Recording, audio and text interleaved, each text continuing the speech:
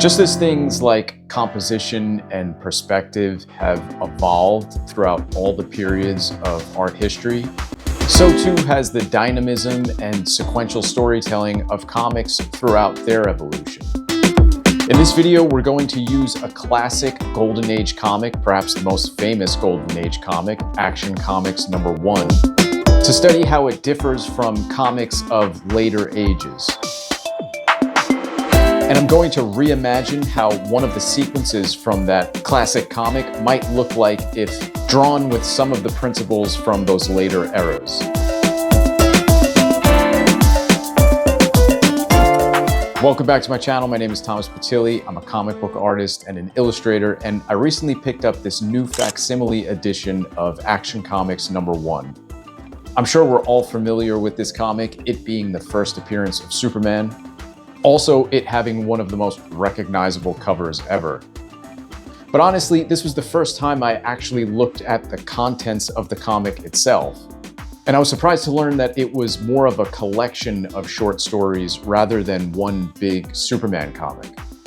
Superman and his origin is only the first story in the comic, while the rest of the comic is comprised of other genre-based stories and characters of the time. Superman being the only real superhero featured in the issue. In a lot of ways, this issue was one big experiment at the time. I don't think anyone would have imagined back then that this comic would play such a pivotal role in the history of comics and pop culture. I say experiment because during the time of this publication, 1938, comic books weren't really a thing. Newspaper comic strips were really the dominant form of sequential storytelling back then. They were actually such a huge part of entertainment that newspaper comic strip creators were looked at as celebrities of their time. If you had a hit strip back then, you were made very wealthy by it. The times sure have changed from those days, that's for sure. But since this was the end of the Depression era, many people would have loved to become rich by creating the next big newspaper comic strip. That includes the two young creators of Superman, Jerry Siegel and Joe Shuster. Originally dreamed up by the two while they attended high school together in Ohio, Siegel and Shuster shopped the character of Superman around to many newspaper syndicates, but to no avail. Finally, in 1938, Detective Comics, which later became known as DC Comics, agreed to publish their Superman character and introduce him to the world in Action Comics #1. But comic books back then weren't what they are today. They were essentially just anthologies, collecting and reprinting popular newspaper comic strips of the time. That's why Superman is only one of the many stories featured in this issue. It's interesting to look through this issue because in a lot of ways, it's like a snapshot of the golden age of comics. Not only the types of characters and stories, but the styles and overall kinds of visual storytelling. I must admit that Golden Age comics aren't as visually interesting to me as, say, Silver Age comics. And that's probably why I know a lot less about that era of comics, but there is a real charm to that Golden Age art. As someone who isn't an expert on the Golden Age, perhaps I could lend a certain kind of observation that isn't clouded by a particular affinity or expertise on the making of those comics. If we look at comic art as a sort of organism that is constantly growing and adapting and evolving, these earlier eras, such as the Golden Age, can be looked at as a much more youthful and primitive phase of the comic art form. There's a childlike approach to the visual telling of these stories. I must clarify, though, that childlike isn't the same as childish. There's a youth of energy to the art that, by its nature, doesn't overcomplicate things. And in our current time of often overly cinematic approaches to comic art, that can be very refreshing. However, it's hard to create any kind of art without being influenced by all the artists and movements that have come before us. I'm keeping this in mind as I attempt to reimagine this particular sequence of panels from this Action Comics #1 Superman story. I'm certainly not trying to improve this artwork. It would be terribly presumptuous and arrogant of me to think that I can do better than Joe Shuster, who created something that is arguably one of the most visually recognizable characters in the world, and in a comic that 88 years later is still in print. But for me, this is more of an exercise in applying modern day sensibilities to something from a much earlier era.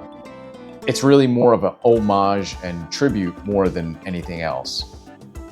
One of the things that this study and exercise might prove is how, as a comic artist and illustrator, it's hard not to be influenced by outside forces such as animation, film, video games, graphic and web design, toy design, even fashion. And not to mention all the trends that come out of things like social media. We're all either consciously or unconsciously informed by the technologies and entertainment of our times. The same was true of artists from the Golden Age. It's just that because there was less outside stimuli back then, those artists were inspired and distracted by less of it. The primary form of entertainment would have been radio, as the TV was not yet a common household item. Film was around, but of course it was in a much earlier phase of its evolution. And it also wasn't as accessible and commonly watched. So between the written word and radio, entertainment required a much more active form of participation, and imaginations were engaged a lot more. Because the imagination was there, but the visual language wasn't as developed and advanced, the art looked much more simple and perhaps naive in comparison to today's standards. As far as composition is concerned, there's a much more flat, less layered kind of approach to composing a panel. The comic artist back then wasn't yet influenced by the moving camera of film and didn't utilize foreground, middle ground, and background in the same way we do today. Most shots were wider and the characters were composed more like actors on a stage than anything else. Even the films of the time were much more inspired by the stage. Remember how I said before that we're all sort of a product of the visual language that we're surrounded by and grew up in? Well, much of my sense of composition and page layout is very much informed either consciously or unconsciously by a lot of the principles that come out of How to Draw Comics the Marvel Way. There's actually a demonstration in that book that I think is perfect for this particular discussion. It's the example of the office scene and the quote-unquote boring way of doing it versus the Marvel way of doing it. Personally, I always kind of like the boring example in this particular demonstration. However, I totally get that it's not up to the standards that Marvel placed on artwork back then, which was always meant to engage and keep the reader feeling like they were inside of the action, even if it's just a tense conversation between two people inside of an office. The reason why I think this part of the book is such a great example of what we're talking about in this video is because essentially this is Golden Age storytelling versus Silver Age storytelling. In the boring example, the camera, so to speak, is in a much more fixed position. Imagine a tripod set up at a certain distance from the characters. Whereas in the Marvel way, the camera is an active participant in the action, flowing through the scene, capturing angles as though it's an insect flying around the office. Two different approaches that engage the reader in different ways.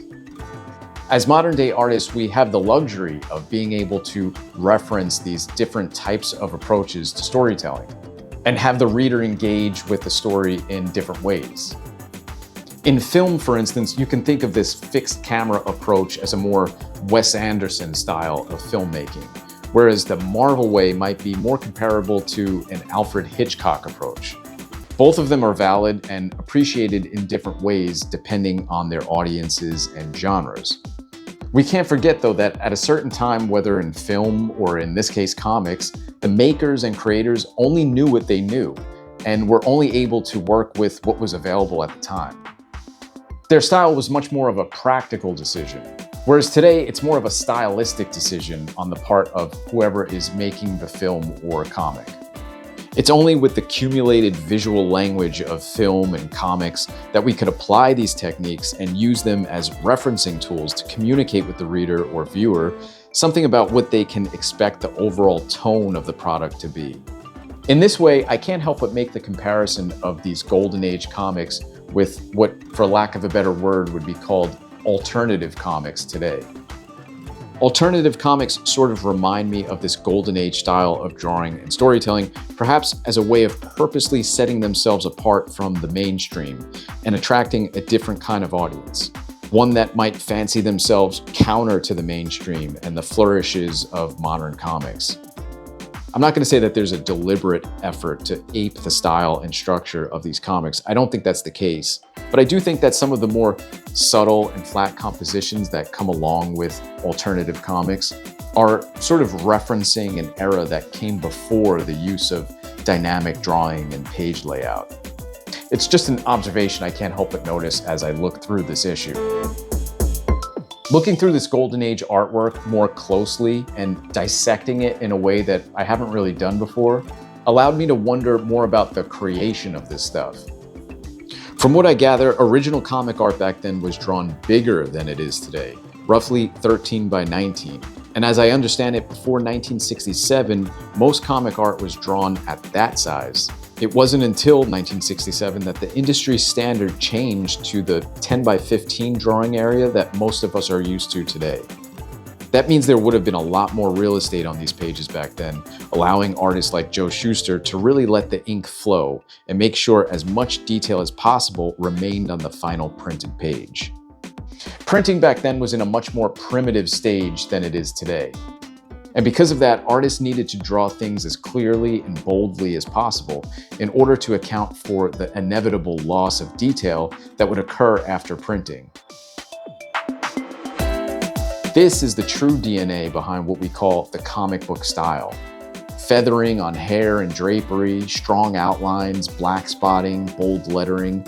All of this is a product of the limitations of printing back then. As I do my version and kind of go back and forth between the original and mine, the comparison is a humbling one. At first glance, I think it's easy to overlook the skill that went into these pages, just because of how far comic art has come since then. But when you put it into its proper perspective and think about it in the context of where the medium was back then, there's a real appreciation that comes about. And with all of my exposure to everything that the modern era has to offer, I still can't capture and articulate the same kind of raw expression and simplicity of storytelling that are evident in these pages. The more I look closely at these pages, the more I wish I could see the original art and what that might have looked like in person. Like I mentioned before, it's likely that it was drawn at a larger size, something closer to probably 13 by 19. Also, I saw online somewhere that this original Superman story might have been formatted into comic pages from what might have been the original comic strip that Siegel and Shuster were shopping around. I don't know if this is true, but the way the story is structured in these consistent 3 tiers per page suggests that might have been the case. Overall, this was a really fun exercise and study to do. And like all artist studies, oftentimes what winds up happening is that you learn just as much about your own process as you do about the artist that you're studying. For the sake of best trying to utilize this sketch cover, because I think it's a pretty cool one, I did it at the exact size that the panels were featured in the story inside.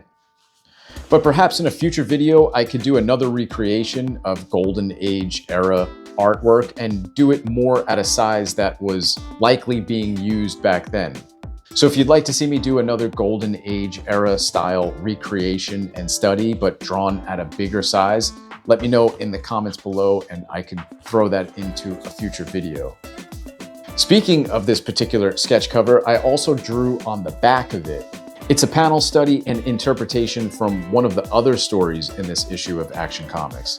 A beautifully drawn story by another fantastic Golden Age artist, Bernard Bailey.